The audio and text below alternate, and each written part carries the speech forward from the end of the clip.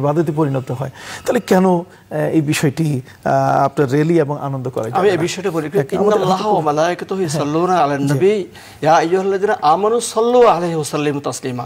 এখানে ইউসাল্লুনা ফেরেশতাদের ক্ষেত্রে ইউসাল্লুনা এখানে বহুবচন একত্রীকরণের কথা বলা হচ্ছে একসাথে।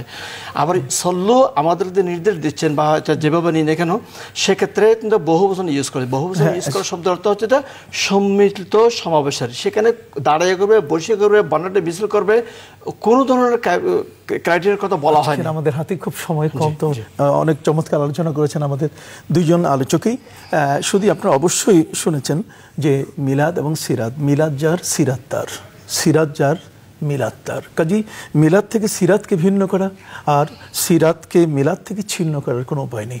আমরা সেই নবী করিম সাল্লাল্লাহু আলাইহি ওয়াসাল্লামের প্রকৃত মিলাদের পাশে তার সিরাতকে আমরা দেখতে চাই। নবী করিম সাল্লাল্লাহু আলাইহি ওয়াসাল্লামের গোটা জীবনের আলোচনায় সিরাতের এর অবস্থান তো ওর ভিতরে লুকিয়ে আছে।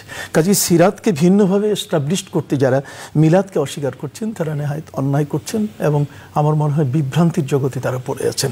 হ্যাঁ, এক ভাই যে আমাদের কাছে জানতে চাইলেন যে মিলাদ সম্বন্ধে যারা বেদাত বলছে বা যারা মিলাদ পড়ে তাদেরকে জাহান্নামী বলা হচ্ছে, এটা নিতান্ত জ্ঞানের দৈন্যতা ছাড়া আর কিছু নয়। আসলে গভীর জ্ঞান না থাকলেই এই ধরনের কথাই এই মানুষগুলো বলতে পারে।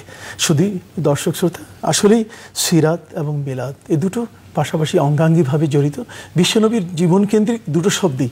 কাজেই আমাদের সম্মানিত আলোচক আজকের সেই বিষয়গুলো নিয়েই আলোকপাত করলেন। আমরা বুঝতে পেরেছি যে সিরাত সেই নবীরই, মিলাদ যার।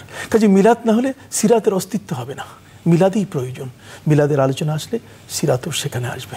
সেক্ষেত্রে প্রতিটি পর্বে আমাদের উচিত যাতে বিশ্বনবী, প্যারা নবী রসুল করিম সাল্লাল্লাহু আলাইহি সাল্লামের পবিত্র শুভাগমনকে নিয়ে আমরা আলোচনা করি। কারণ তার শুভাগমন তো বস্তির ছেলের মতো নয়, তার শুভাগমন তো টার্মিনালে যে জন্ম নিচ্ছে অথবা সাধারণ একটি হাসপাতালে জন্ম নিচ্ছে তো নয়। যার শুভাগমনের বাচ্চা আল্লাহ সুবহানাহু ওয়া তাআলা সেই সৃষ্টির সূচনা থেকে দিয়ে আসছেন। কাজে প্রতীক্ষমান অপেক্ষমান গোটা বিশ্বজগৎ তার শুভাগমনকে কেন্দ্র করে। সেই নবী সাল্লাল্লাহু আলাইহি ওয়াসাল্লামের পবিত্র শুভাগমন সত্যিকার অর্থে তার সিরাতকে সমৃদ্ধ করেছে। আমরা যেন সেটি উপলব্ধি করতে পারি।